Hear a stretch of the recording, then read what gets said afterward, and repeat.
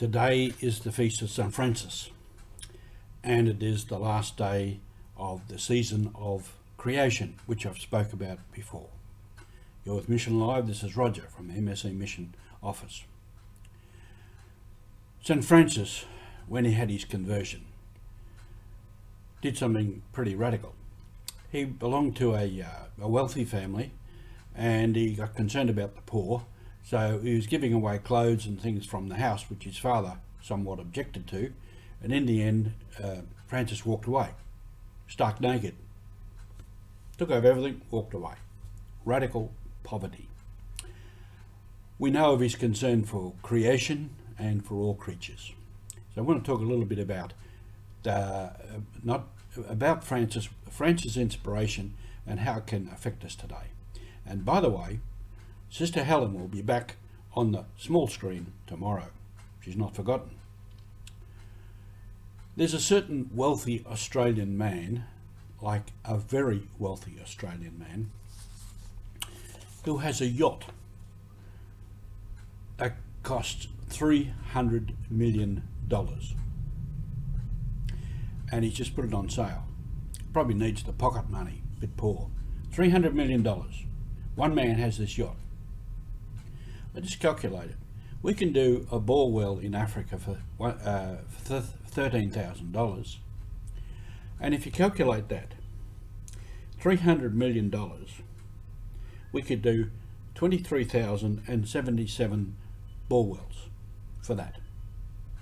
This one man with a yacht worth that much, we could do over 23,000 bore wells. Same man has a house overseas somewhere. It's worth a mere $50 million. And for that, we could do 3,846 bore wells. And how many other houses has he got? How many cars has he got? How many suits has he got? How many shoes? Probably for his shoes, a pair of shoes, we could probably do a bore well. We could calculate that in terms of tanks or school fees for kids, whatever. There's a gross and absolute and complete injustice going on in the world, and you can repeat this over and over again in many spheres.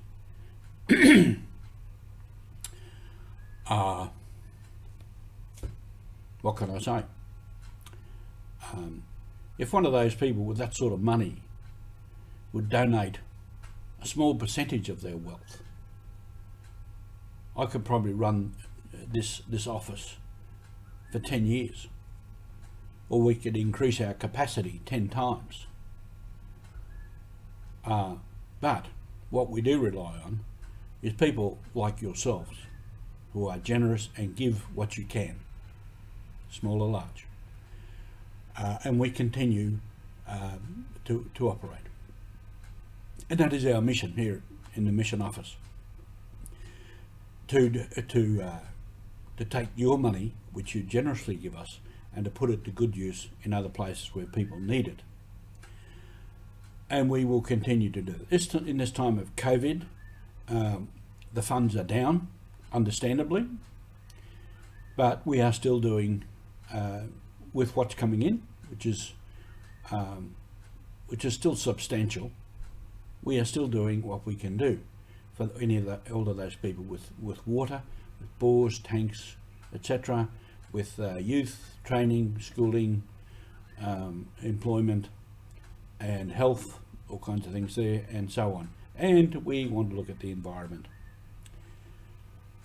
We can't do anything about helping people to part with some of their big wealth, but there are people in the world who are very, very, very, very wealthy, who are doing many things for humanity. And this is very good.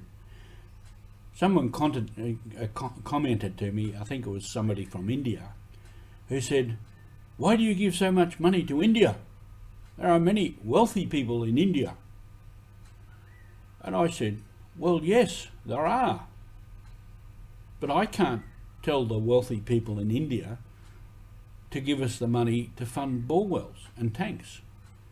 And the same goes for many other places. There's wealthy people in the Philippines, in Vietnam, in Papua New Guinea. There's wealthy people in Fiji, wealthy people in Africa. And we can't tell them to give us the money, and I don't know how to convert them to say that they should be contributing to their own country. We keep going with what we're doing because it's good work. It's what God wants us to do. And it's the way that we, practically on the ground, proclaim God's love. As we say with the MSCs, may the Sacred Heart of Jesus be everywhere loved. And that is our mission. Thank you for being with us.